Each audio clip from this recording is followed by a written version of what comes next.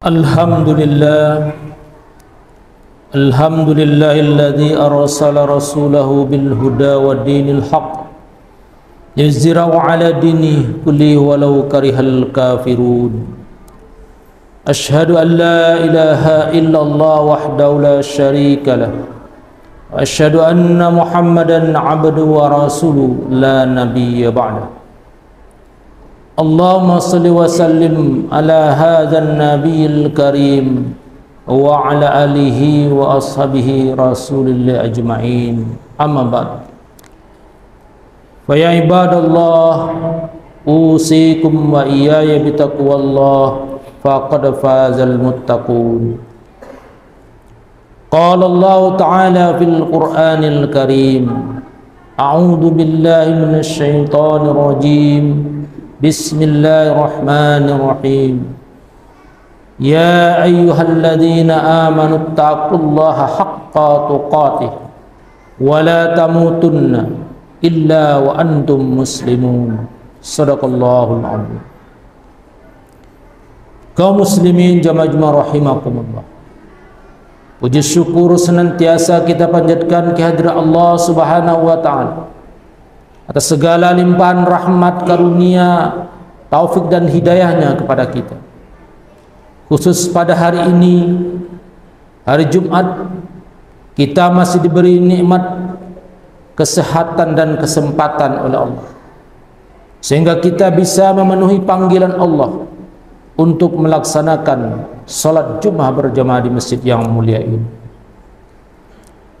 Salawat dan salam senantiasa pula kita doakan kepada Allah agar selalu dilimpahkannya kepada Nabi Agung Rasulullah Muhammad sallallahu alaihi wasallam sebagai rasul akhir zaman, pembawa risalah tauhid, menjadi tauladan bagi kita dan mengajarkan kepada kita tentang akhlakul karimah. Kaum muslimin jamaah rahimakumullah, dalam kalender Hijriyah saat ini kita sedang berada di bulan Rajab, 2 bulan sebelum bulan Ramadan. Salah satu peristiwa penting dan luar biasa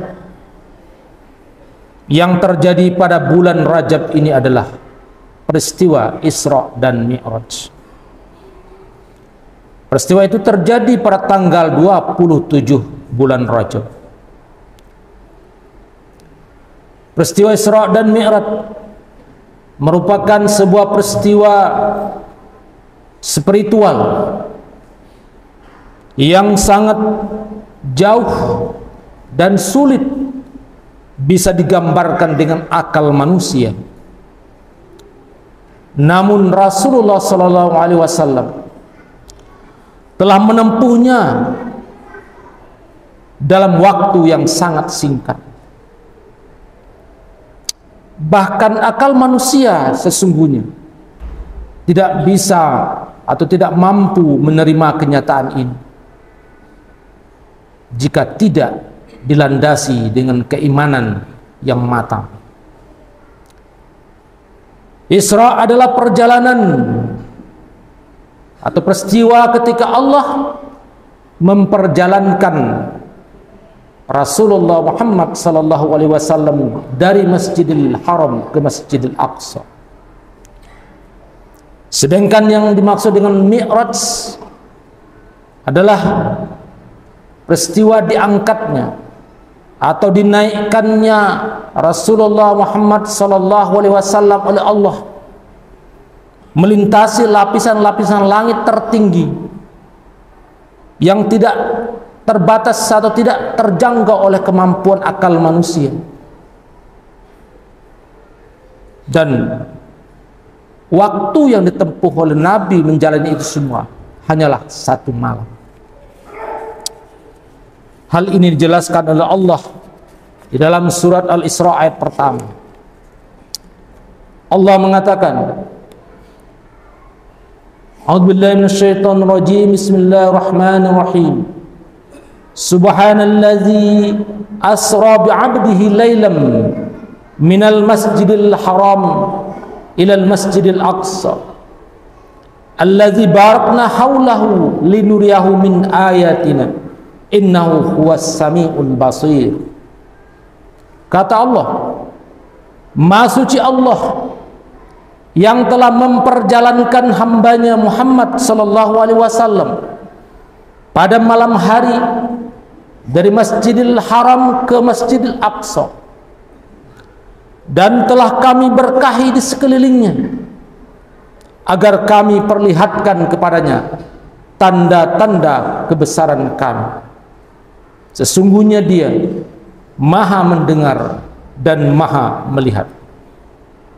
Al-Quran surat Al-Isra ayat 1. Kaum muslimin rahimakumullah, ayat tersebut menjelaskan kepada kita tentang hikmah dari peristiwa Isra dan Mi'raj, di mana Allah ingin memperlihatkan kepada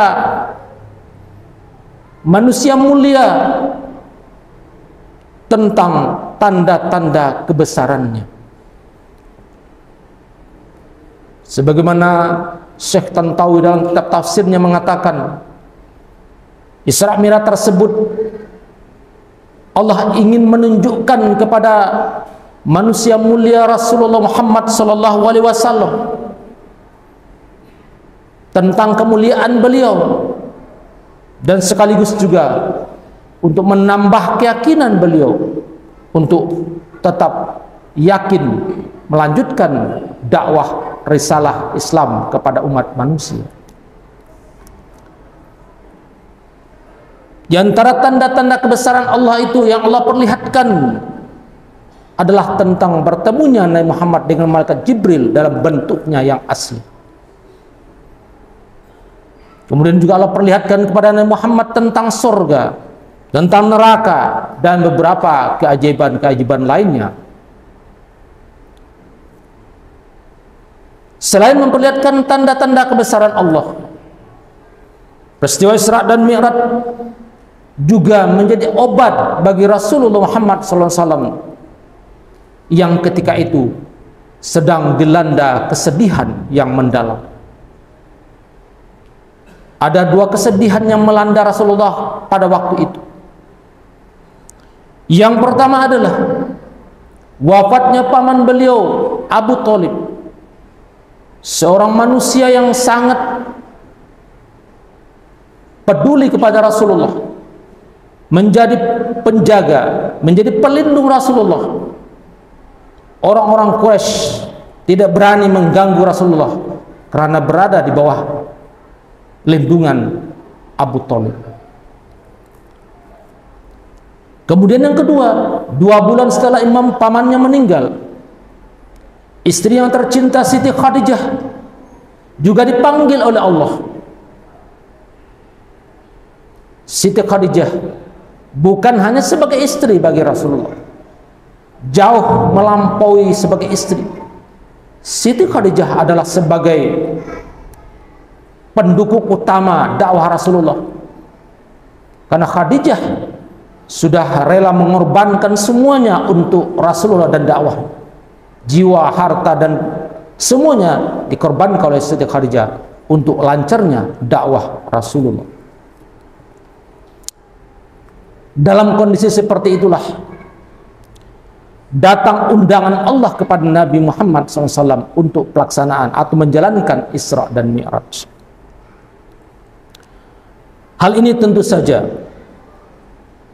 undangan Allah untuk melaksanakan Isra Mi'raj ini menjadi sesuatu yang sangat berarti bagi Rasulullah, bisa menenangkan dan menenteramkan jiwa beliau yang sedang sedih, untuk tetap yakin melanjutkan dakwah Islam meskipun 2 orang penting dalam hidupnya dipanggil oleh Allah. Kaum muslimin jamaah Jumat rahimakumullah, di dalam ayat Al-Isra ayat 1 tadi Allah sebutkan bahwa peristiwa Isra Mi'raj bukanlah permintaan Nabi, bukanlah keinginan Nabi, tetapi Isra dan Mi'raj itu adalah kehendak Allah. Maka disebutkan Allah memperjalankan. Jadi Nabi Muhammad tidak punya inisiatif sama sekali. Allah semuanya yang melaksanakan atau yang berkehendak melakukan semuanya itu. Memperjalankan Nabi Muhammad dari Mekah, Masjidil Haram, Masjidil Aqsa, kemudian diangkat ke langit. Dipanggil langsung oleh Allah, menghadap Allah di Sidratul Muntaha. Para ulama menyebutkan undangan ini adalah undang istimewa oleh Allah kepada Nabi Muhammad, karena tidak pernah ada nabi yang dipanggil oleh Allah selama ini, tapi Nabi Muhammad sebagai nabi terakhir dipanggil oleh Allah, bertemu dengan Allah di Sidratul Muntaha. Pastilah ada hal penting yang ingin disampaikan oleh Allah.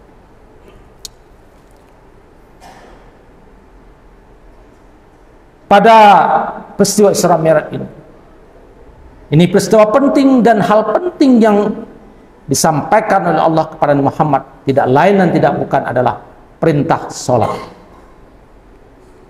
Perintah sholat adalah satu-satunya ajaran atau ibadah yang disampaikan oleh Allah langsung kepada Nabi Muhammad tanpa perentaraan Jibril. Oleh karena itu, inilah peristiwa yang sangat luar biasa, peristiwa penting yang dialami oleh Rasulullah Muhammad SAW untuk menerima perintah langsung dari Allah tentang sholat sebagai ibadah yang paling utama di dalam ajaran Islam. Kaum muslimin rahimakumullah, maka dalam konteks ini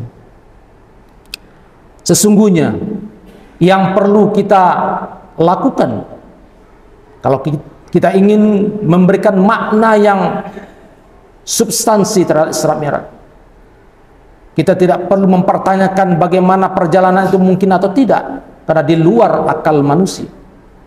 Maka yang perlu kita lakukan adalah bagaimana kita memahami esensi substansinya, yaitu perintah sholat. Yang pertama, mari kita tingkatkan kedisiplinan kita di dalam menjalankan sholat.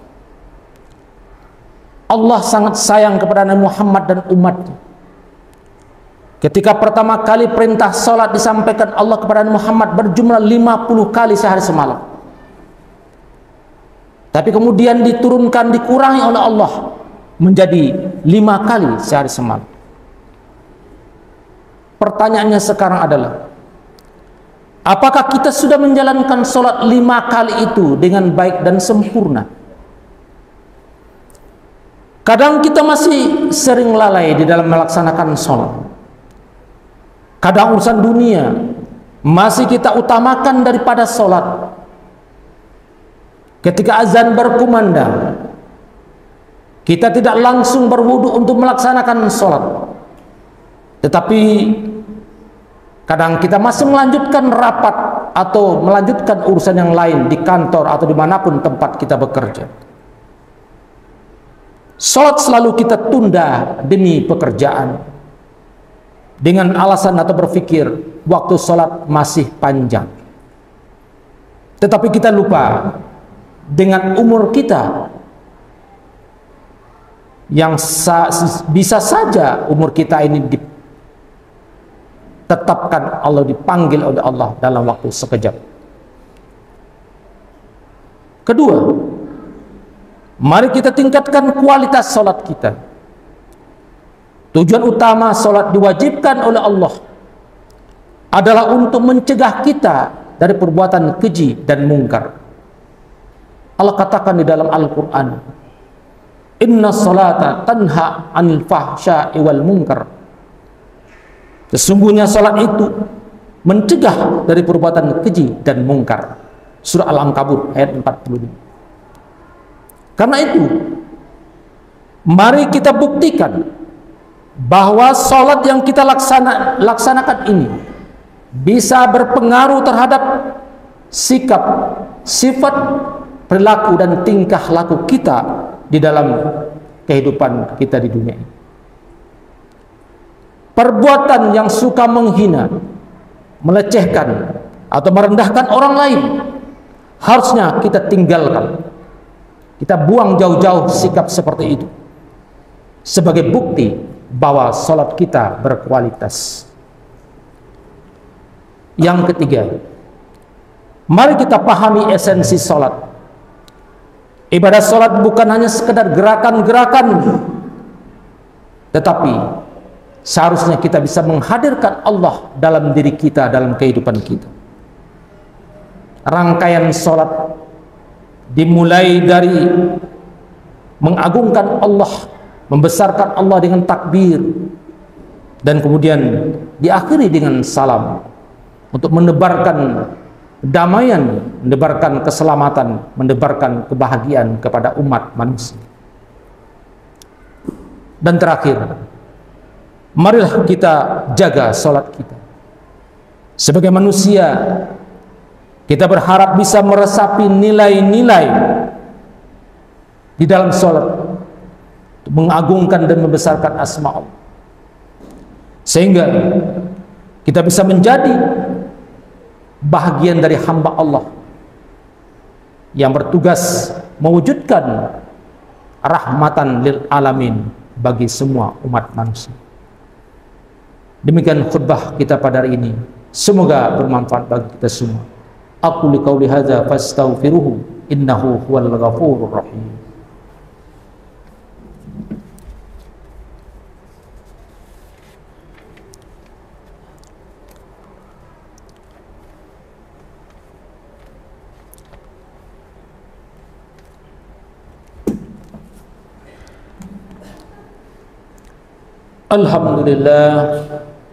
Alhamdulillahilladzi hadana lihada wa ma kunna linahtadiya laula an hadana Allah.